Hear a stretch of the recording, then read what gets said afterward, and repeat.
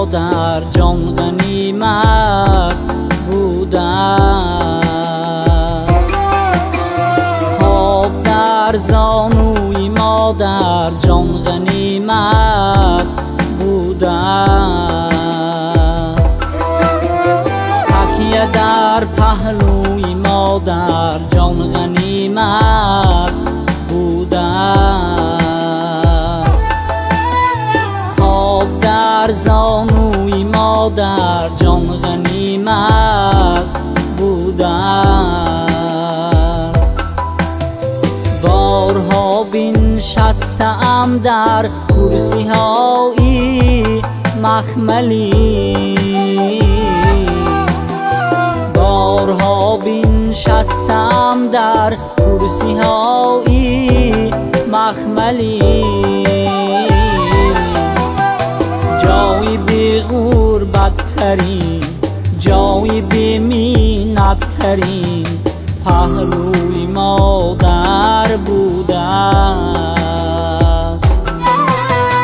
جایی بی مینت ترین، جایی بی غربت ترین پهلوی مادر بوده است.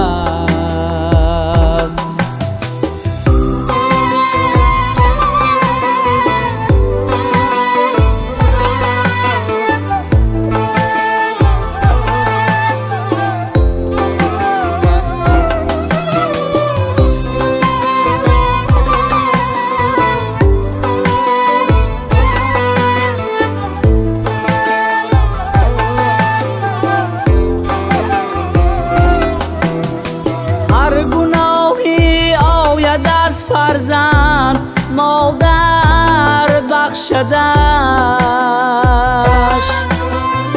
از همه دریا دلان مادر به همت بوده است.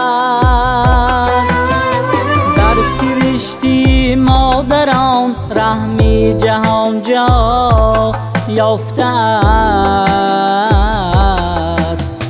در دعای مادران گنجی جهان جا یافته است. تکیه در پهلوی مادر جان غنیمت بوده است. خواب در زانوی مادر جان غنیمت بوده است.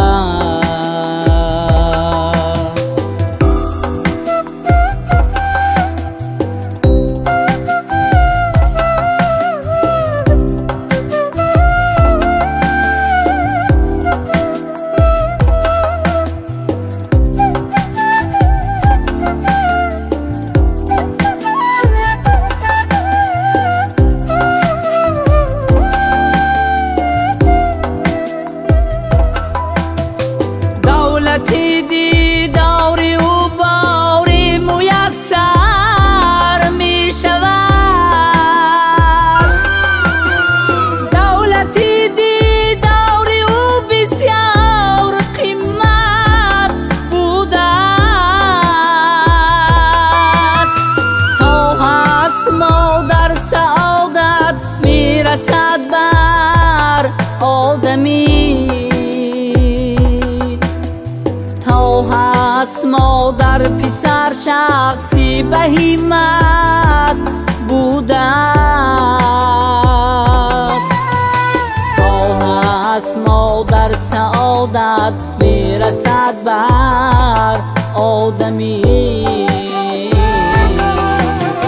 تا هست مادر پسر شخصی به همت بوده است.